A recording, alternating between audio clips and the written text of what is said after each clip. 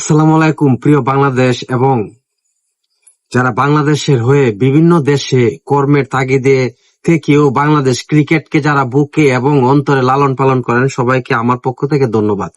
এই প্রথম, বিশ্বাস করেন, আমার লাইফে এই প্রথম বাংলাদেশ ক্রিকেট বোর্ডের একজন পরিচালক নাজমুল সাহেব চোখে আঙ্গুল দিয়ে আমাদেরকে বুঝিয়ে দিলেন যে বাংলাদেশের ক্রিকেটাররা যে কতটুকু নিম্নমানের এবং তারা কতটুকু অর্থলোভী।